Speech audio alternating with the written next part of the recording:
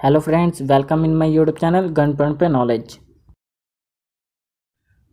तो गाइज़, आज हम देखने वाले हैं इंडियन बैंक में आप जॉइंट अकाउंट कैसे ओपन करा सकते हैं, क्या क्या डॉक्यूमेंट्स लगेंगे और कौन सा फॉर्म आपको फिल करना पड़ेगा। तो गाइज़, जो डॉक्यूमेंट्स लगेंगे वो एक आधार कार्ड और पैन कार्ड की फ़ोटोकॉपी चाहिए होगी हर उस व्यक्ति की जो आपके साथ जॉइंट अकाउंट खुलवा रहा है। ओके। और जो फॉर्म भरना पड़ेगा, एक आपको अकाउंट ओपनिंग फॉर्म ले लेना होगा और दूसरा आपको एक CIF शीट लेनी पड़ेगी। ओके। अकाउंट ओपनिंग फॉर्म में ही एक CIF शीट होती है, बट आपको एक अलग से CIF शीट लेनी पड़ेगी। ये जो आपने अलग से CIF शीट ली है, इसमें जो दूसरा एप्लीकेंट है, सेकंड एप्लीकेंट है, उसकी डिटेल फिल होगी। ओके। और जो अकाउंट ओपनिंग फॉर्म के साथ आपको CIF शीट मिलेगी, उसमें जो है फर्स्ट एप्लीकेंट की डिटेल फिल होगी। ओके। तो आइए मैं आपको पहले CIF शीट कैसी होती है वो दिखा देता हूँ। जैसे कि आप लोग स्क्रीन पे देख पा रहे होंगे, तो इसी तरीके की या यही होती है एक CIF शीट, जो कि आपको एक तो अकाउंट ओपनिंग फॉर्म में मिल जाएगी और दूसरा आपको अलग से बैंक से लेना पड़ेगा। ओके, इतनी होती है। इसके ऊपर ऊपर 2 पन्ने की होती है CIF शीट। अगर आप 3 बंदे अकाउंट खुलवा रहे हैं, ओके, तो आपको 2 CIF शीट लेनी पड़ेगी, क्योंकि एक जो है अकाउंट ओपनिंग में होती है और एक इस पर्सन के लिए और एक इस पर्सन के लिए। इन दोनों को अपनी अपनी डिटेल फिल करनी होगी अलग CIF शीट में। तो हम अकाउंट ओपनिंग फॉर्म देखेंगे अभी सिर्फ 2 के लिए, ठीक है, 1+1 के लिए। तो आइए देखते हैं कैसे आपको अकाउंट ओपनिंग फॉर्म फिल करना है। तो सबसे पहले जो CIF शीट होगी एक अकाउंट ओपनिंग फॉर्म में होगी। जैसे कि ये अकाउंट ओपनिंग फॉर्म है, इसी में एक तो होती है, और जो दूसरी CIF शीट है उसमें दूसरे एप्लीकेंट की डिटेल फिल करते हुए चलना है। तो आइए स्टार्ट करते हैं। तो सबसे पहले आपको यहाँ पे डेट डाल देनी होगी उस दिन की जिस दिन आप फॉर्म को सबमिट करने जा रहे हैं बैंक में। और यहाँ पे ब्रांच नेम में आपको ब्रांच का नाम लिख देना है, उस ब्रांच का जिस ब्रांच में आप अपना अकाउंट खुलवाने जा रहे हैं या खुलवाएंगे। और यहाँ पे ब्रांच का कोड, अगर आपको ब्रांच का कोड नहीं पता तो आप छोड़ दीजिए, ब्रांच वाले खुद भर लेंगे। और यहाँ पे एप्लीकेशन टाइप में आपको न्यू पे टिक कर देना है। और गाइज, जैसे जैसे ये भरा हमने, वैसे ही आपको जो दूसरे एप्लीकेंट के लिए हमने CIF शीट ली है, सेम एज इट इज़ वही चीज़ भर देनी है। ओके। डेट भी सेम होनी चाहिए, ब्रांच भी सेम होनी चाहिए और न्यू पे ही टिक करना होना चाहिए, क्योंकि दोनों में से दोनों अगर अलग होंगे तो दिक्कत हो जाएगी ना, कि एक ब्रांच इधर की है एक ब्रांच दूसरे की है, या डेट अलग हो जाएगी तो उधर प्रॉब्लम हो जाएगी। ठीक है, तो आपको डेट भी सेम भरनी होगी और ब्रांच भी सेम भरनी होगी। तो अब आ जाता है नाम। तो नाम में आपको अपना नाम लिख देना है और यहाँ पे आपको अपना सरनेम लिख देना है, सरनेम या तो कास्ट। ओके। और जो दूसरी शीट ली है उसमें दूसरे व्यक्ति की नाम लिख देना है और सरनेम लिख देना है। मैडन नेम उस व्यक्ति के लिए होता है जिस, जैसे कि कोई लड़की है, उस लड़की की शादी हो चुकी है, तो शादी से पहले जो उसका नाम था उसको यहाँ पे मैडन नेम में भरना होता है।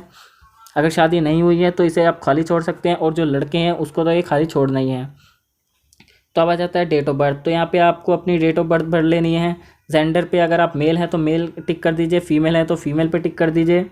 और यहाँ पे जो है मैरिड स्टेटस, अगर आपकी शादी हो चुकी है तो मेल मैरिड पे टिक कर दीजिए, और अगर शादी नहीं हुई है तो आपको अनमैरिड पे टिक कर देना है। तो आइए अब नीचे चलते हैं।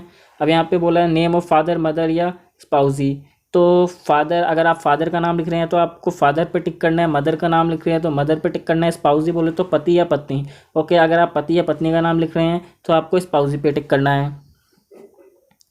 तो आइए नीचे चलते हैं। अब नंबर ऑफ डिपेंडेंट्स बोले तो कितने मेंबर आपके फैमिली में हैं। मेरे फैमिली में 5 ही मेंबर है तो मैंने 5 लिख दिया। आपके फैमिली में जितने भी मेंबर हैं आप उतना लिख सकते हैं।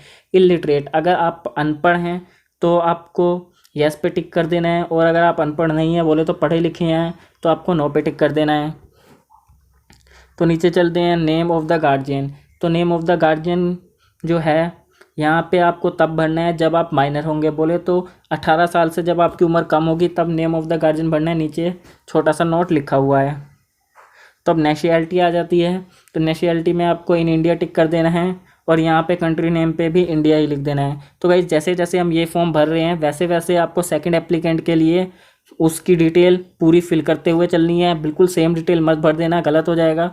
उसमें उसका नाम आएगा, उसके फैमिली मेम्बर आएंगे, सब कुछ उसका ही आएगा। ओके। उसके मदर का नाम आएगा, फादर का नाम आएगा, और इसमें आपको फर्स्ट एप्लीकेंट की डिटेल भरनी है। तो अब ऑक्यूपेशन टाइप कि आप क्या काम करते हैं। तो अगर आप कोई प्राइवेट प्राइवेट कंपनी में काम करते हैं तो प्राइवेट सेक्टर पे टिक कर सकते हैं, गवर्नमेंट में करते हैं तो गवर्नमेंट सेक्टर पे टिक कर सकते हैं। अदरवाइज़ अगर आप अपना काम करते हैं, कोई मान लीजिए लकड़ का काम करते हैं, वेल्डिंग का काम करते हैं, और भी कई काम होते हैं, तो आपको यहाँ पे क्या सेल्फ एम्प्लॉयड पे टिक कर देना है। और अगर आप अभी तक स्टूडेंट हैं तो आपको स्टूडेंट पे टिक कर देना है। तो आइए नीचे चलते हैं। यहाँ पे मंथली इनकम पूछी जा रही है कि महीने में आप कितना कमा लेते हैं, तो यहाँ पे आपको अपने मंथली इनकम लिख देनी है, जो भी आपकी मंथली इनकम है। रिलीजन बोले तो धर्म, क्या आपका धर्म क्या है? मेरा धर्म हिंदू है तो मैंने हिंदू कर दिया। अगर आप मुस्लिम हैं तो मुस्लिम पे टिक कर सकते हैं, क्रिश्चियन और सिख। तो आइए नीचे चलते हैं। कैटेगरी, तो कैटेगरी यहाँ पे पूछा जा रहा है तो आपकी क्या कैटेगरी है। अगर आप जनरल हैं तो जनरल पे टिक कर दीजिए, ओबीसी हैं ओबीसी पे, एससी एसटी, ठीक है। तो जो भी आपकी कैटेगरी है आप उस हिसाब से फिल कर सकते हैं। पर्सन विद डिसेबिलिटी, डिसेबिलिटी बोले तो अगर आप अपंग हैं तो आपको यस पे टिक कर देना। अगर आप अपंग नहीं हैं, आपके हाथ पैर कामयाब हैं, सही हैं, सलामत है, कोई दिक्कत नहीं है, तो आपको नो पे ही टिक करना है। तो अब आप आ जाता है एजुकेशन। तो एजुकेशन में क्या पूछा जा रहा है, अगर आप जो 10th पास नहीं है, 9th पास हैं, 8th पास हैं, 7th पास हैं, कुछ भी हैं, मतलब 10th से नीचे नीचे हैं, तो आपको फर्स्ट वाले पे टिक कर देना है। और अगर आपने 10th पास कर लिया तो एसएससी बोले तो सेकंड वाले पे टिक कर लेना है। और अगर आपने 12th पास कर लिया तो एचएससी पे टिक कर देना। और अगर आप ग्रेजुएट हो चुके हैं तो ग्रेजुएट पे टिक कर दीजिए, पोस्ट ग्रेजुएट है तो पोस्ट ग्रेजुएट पे टिक कर दीजिए। तो आइए आगे चलते हैं। ऑर्गेनाइजेशन नेम आपको छोड़ देना है। तो यहाँ पे पॉलिटिकल के बारे में है कि आप पॉलिटिकल पर्सन हैं या नहीं हैं, या पॉलिटिकल पर्सन से आपके कोई संबंध है या नहीं है, तो आपको क्या करना है, इसमें नन करना है। अगर आपका कोई भी संबंध है तो आपको सेकंड वाले पे टिक करना है, और अगर आप पॉलिटिकल पार्टी के मेंबर हैं तो आपको यहाँ पे फर्स्ट वाले पे टिक कर देना है। तो आइए अब नीचे चलते हैं। यहाँ पर आपको IN लिख देना है और बाकी छोड़ देना है। और यहाँ पे सिटी ऑफ बर्थ, तो सिटी पूछी जा रही है बर्थ की, तो आपका जहाँ पे भी जन्म हुआ है वो लिख देना है। मेरा दिल्ली में है तो दिल्ली लिख दिया है। अब कंट्री पूछा जा रहा है, कंट्री में आपको इंडिया लिख देना है। और यहाँ पे यस पे टिक कर देना है, क्योंकि यहाँ पे पूछा जा रहा है कि क्या आप टैक्स इंडिया के अलावा और कहीं टैक्स तो नहीं पे करते, तो आपको यस करना है कि जी हाँ, हम और कहीं पे नहीं करते हैं। और सेकंड मतलब नीचे वाले पे यहाँ पे आपको अपना पैन कार्ड नंबर पूरा लिख देना है। तो आइए अब नीचे चल लेते हैं। तो यहाँ पे मोबाइल नंबर मांगा जा रहा है, आपको अपना मोबाइल नंबर दे देना है पहला, और दूसरे में आपको अपना दूसरा कोई अगर आपके पास मोबाइल नंबर है वो दे देना है। ओके, फर्स्ट वाले में तो आपको अपना मोबाइल नंबर देना ही देना है। अगर आपके पास दूसरा भी कोई मोबाइल नंबर है तो वो भी दे सकते हैं। अगर दूसरा मोबाइल नंबर आपके पास नहीं है तो अपने पापा मम्मी किसी का भी दे सकते हैं जो आपके साथ होता हो, ये साथ है। और यहाँ पे ईमेल आईडी पूछी जा रही है, आपको अपना ईमेल आईडी पूरा लिख देना है, क्लियर। अब यहाँ पे आधार कार्ड, यहाँ पे आपसे पूछा जा रहा है proof of identity and address proof वगैरह मांगा जा रहा है, तो आपको यहाँ पे क्या आधार कार्ड पे टिक कर देना है। और यहाँ पे आपको आधार कार्ड का नंबर लिख देना है। और यहाँ पे डेट ऑफ इशू लिख देनी है कि आधार कार्ड आपका कब बना था, तो ये आपको date of issue Aadhaar card के ऊपर ही मिल जाएगा, क्योंकि आधार कार्ड कभी एक्सपायर नहीं होता। यहाँ पे आपको खाली छोड़ देना है। तो नीचे चलते हैं। अब यहाँ पे आपसे एड्रेस मांगा जा रहा है, तो आपको यहाँ पे करंट पे टिक कर देना है और रेजिडेंट पे टिक कर देना है। ओके, और फिर आपको यहाँ पे अपना एड्रेस लिख देना है। सिटी या विलेज, तो न्यू दिल्ली लिख देनी है, मेरी सिटी है। स्टेट बोले तो राज्य कौन सा है, मेरी दिल्ली है, मैंने दिल्ली लिख दिया। डिस्ट्रिक्ट में भी मैंने दिल्ली लिख दिया। और पिन कोड, जो भी आपका पिन कोड है वो लिख सकते हैं। ओके, आपको एड्रेस पूरे अच्छे से जो आधार कार्ड या पैन कार्ड में है वैसा ही आपको एड्रेस भी फिल कर लेना है।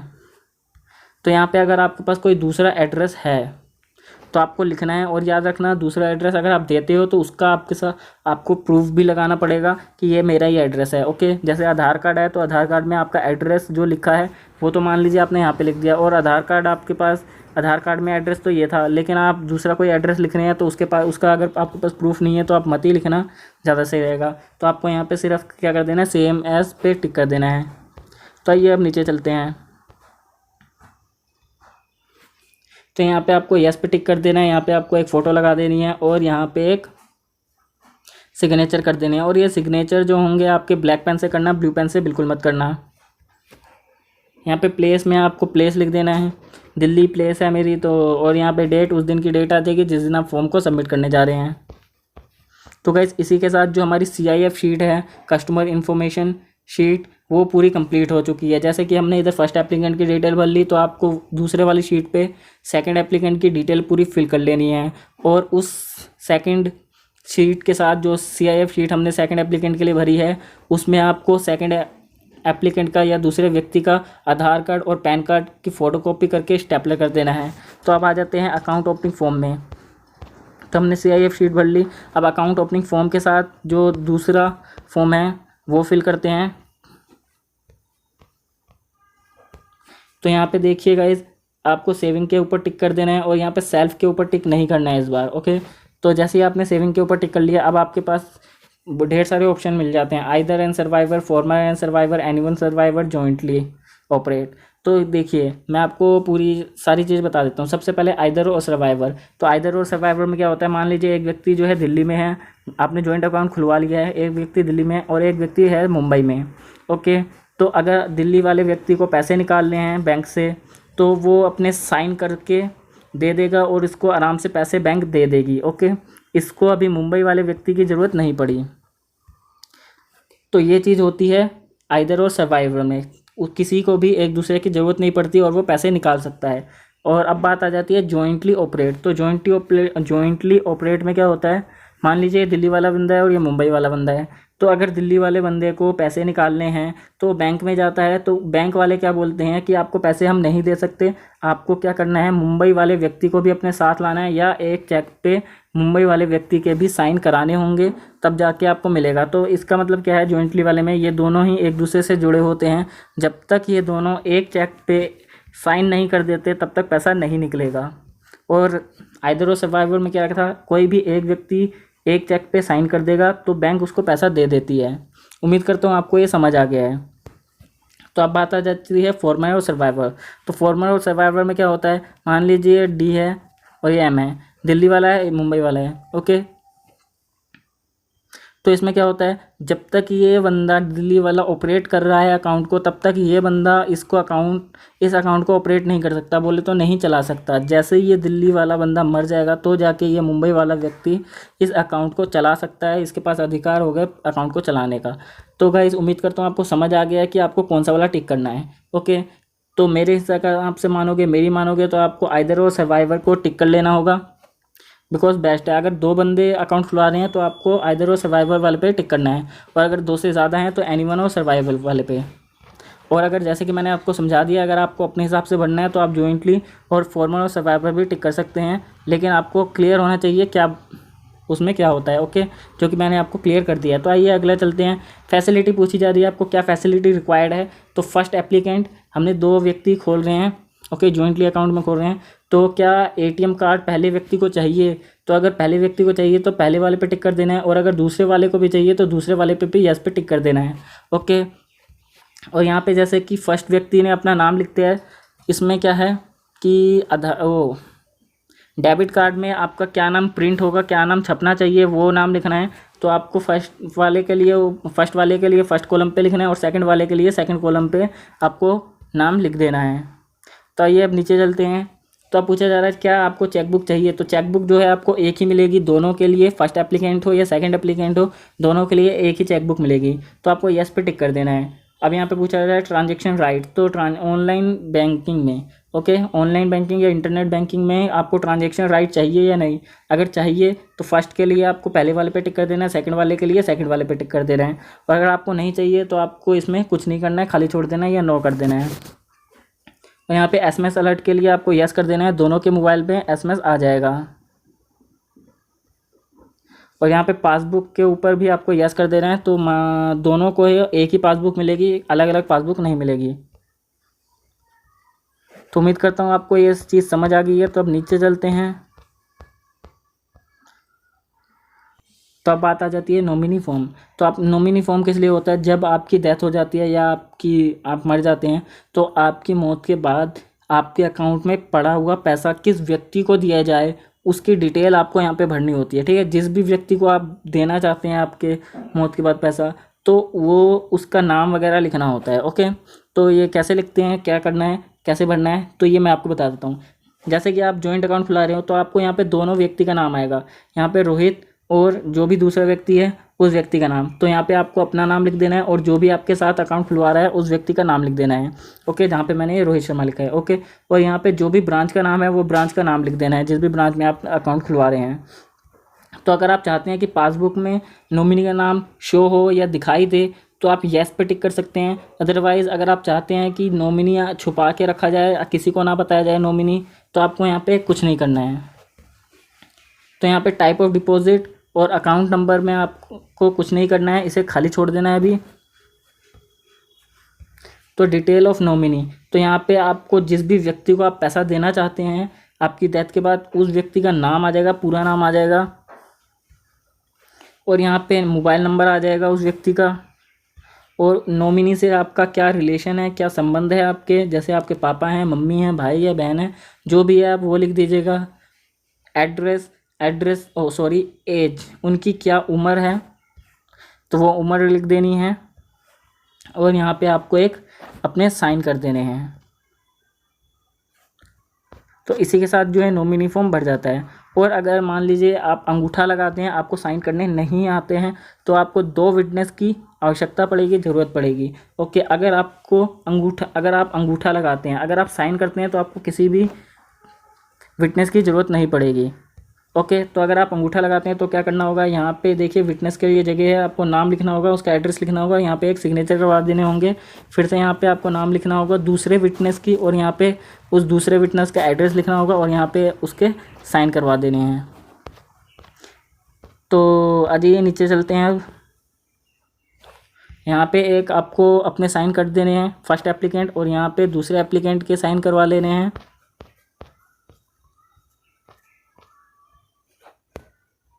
और यहाँ पे भी फर्स्ट एप्लीकेंट और सेकंड एप्लीकेंट के सिग्नेचर करवा लेने हैं। और ठीक यहाँ पे भी 2 एप्लीकेंट के सिग्नेचर करवा लीजिएगा। तो इसी के साथ जो आपका अकाउंट ओपनिंग फॉर्म जो है फिल हो जाता है पूरा इंडियन बैंक का। उम्मीद करता हूँ आपको वीडियो अच्छी लगी है तो लाइक एंड सब्सक्राइब कर दें। And thank you for watching. मिलते हैं अपनी नेक्स्ट वीडियो में।